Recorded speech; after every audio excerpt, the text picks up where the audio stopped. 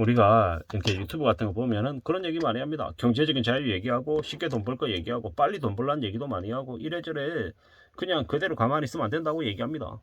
뭐 현금이 휴지가 될 거니까 현금의 가치가 떨어지니까 현금이 쓰레기가 되니까 빨리 자산으로 바꿔놔야 된다는 얘기를 합니다. 근데 일정 부분 맞는 얘기이기도 하고 틀린 얘기이기도 하다라는 말씀을 드립니다. 무슨 얘기냐?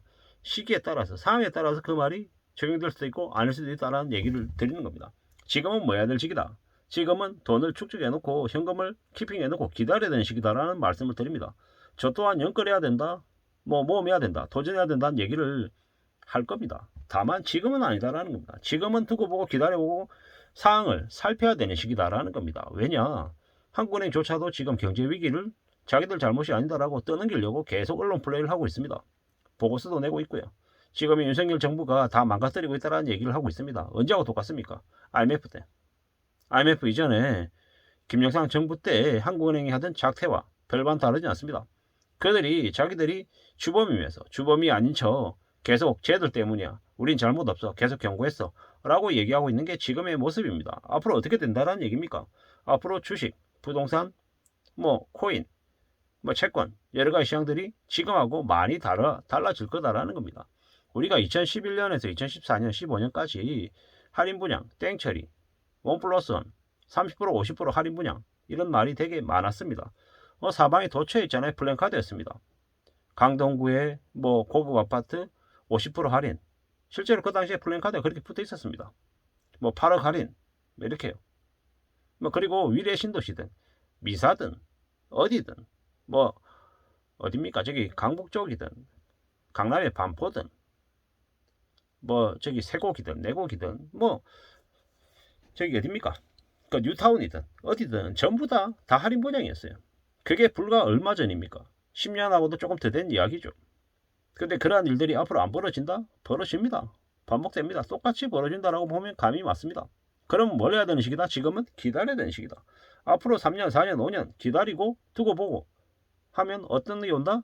내가 원하는 때 원하는 가격의 상품들이 쏟아진다라는 겁니다. 그게 부동산이 될 수도 있고 주식이 될 수도 있고 그림이 될 수도 있고 뭐 여러 가지 자기가 원하는 뭐 자산들이 될 거다라고 감히 말씀드립니다.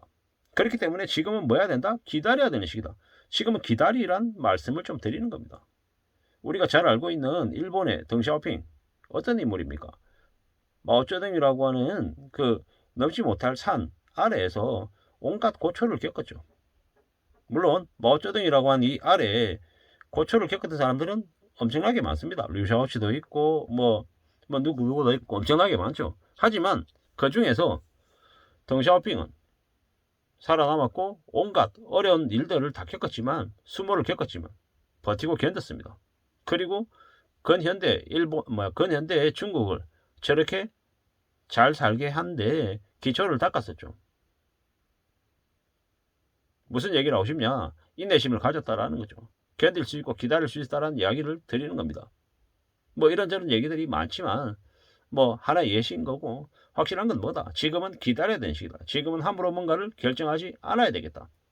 함부로 뭔가 결정하는 것보다 기다리고 두고 보고 지켜보고 상황을 파악하는 게 먼저다라는 겁니다. 그런 상황을 파악하고 난 이후에 나중에 어떻게 하면 된다? 현금 들고 가서 원하는 걸 쇼핑하면 된다라는 거죠. 박앤세일입니다. 그 박앤세일이 그냥 되냐? 아니죠. 우리가 이제 대형마트나 백화점에서 박앤세일을 왜 합니까? 회사가 망해서. 냉정하게 얘기하면 망해서 그렇게 일이 생기는 겁니다. 앞으로 뭐 무수히 많은 부동산과 주식과 채권과 뭐 여러 가지 현금성 자산들이 나온다라는 건 무슨 의미입니까? 망한 사람들이 지천에 깔린다라는 거죠.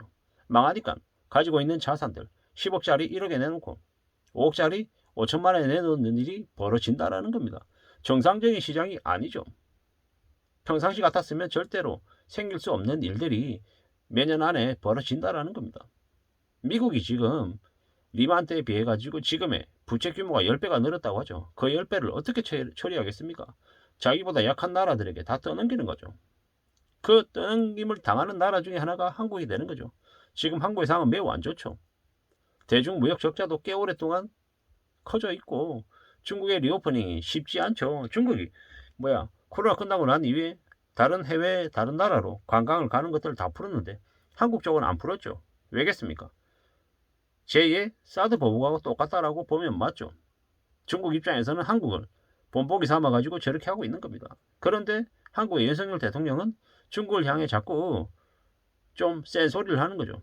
저는 조금 다르게 보는 게 윤석열 대통령이 아무 생각이 없어서 멍청해서 저러는 게 아니라 지금 자기 뜻대로 풀리지 않으니까 중국에다가 센 소리를 해서 한국을 보라고 저렇게 얘기하는 것 같습니다.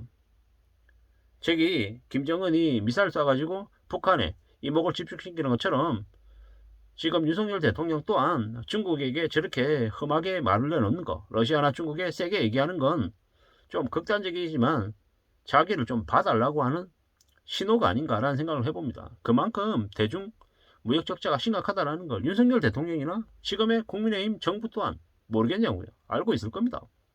심상치 않다라는 거. 단순히 뭐 보수다치 못알아를 떠나가지고 지금의 정부가 대외적인 사항을 잘 대응해서 한국의 국익에 손실이 안 가게끔 했으면 하는 좋겠다는 생각을 해봅니다. 하지만 그것과 별개로 지난 문재인 정부 때 있었던 그리고 그 전에 있었던 그런 여러 가지 이제 문제들이 앞으로 윤석열 정부 기간 안에 터질 수밖에 없다라는 겁니다. 그게 현실입니다. 윤석열이라고 하는 이가 뭐 그러한 온갖 욕을 다 먹는 총알바지가 된 것 같다는 생각도 좀 해봅니다. 뭐 이래저래 앞으로 벌어질 일들을 많이 우려스럽게, 많이 두렵게, 많이 부정적으로 보는 게 제일 좋겠다라는 겁니다. 그런 생각들을 가져야 앞으로의 삶을 지켜낼 수 있을 것 같습니다. 지금 사는 게 쉽냐? 쉽지 않습니다. 어렵습니다. 뭐 일본이라고 하는 나라에서 주카이 수비라고 하는 게 있잖아요. 일본 하도 지하철에 너무 많이 뛰어내리니까 감당이 안 되니까 유족들한테 보상비를 물렸단 말이에요. 그런 것처럼 한국도 주가의 숲 같은 그런 일들이 앞으로 생기겠죠. 왜? 너무 많은 사람들이 경제적으로 추락하고 있기 때문에 그런 일이 생길 것 같다라고 보는 겁니다. 앞으로 한국 또한 뭐 잔인하고 끔찍한 일들도 많이 늘어날 것이고 살아가는 삶이 점점 더 험악해질 겁니다. 왜냐? 힘드니까, 어려우니까. 앞으로 점점 더 두고 봐야겠죠. 우리네 삶이 어떻게 흘러갈지, 우리가 얼마나 잘 견디고 잘 극복해 나갈지를 두고 봐야 됩니다. 우리가 사는 게 뭐 다를 것처럼 얘기하지만 중국이나 한국이나 북한이나 일본이나 미국이나 영국이나 프랑스나 별반 다르지 않다. 어느 나라든 부자도 있고 가난한 사람도 있고 보통 사람들도 있더라는 거죠.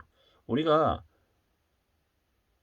부자가 되려고 추종하다가 보통 사람은커녕 가난한 즉 하층민으로 내몰릴 수도 있다라는 겁니다. 지금의 우리네 처지는 절대로 뭔가 일을 벌려서는 안 되는 시기. 지금은 좀 더 두고 보고 기다려보고 인내하면서 주변을 둘러봐야 될, 관찰해야 될 시기지 함부로 움직여서는 안 될 시기다 라는 말씀을 좀 드리고 싶었습니다. 감사합니다.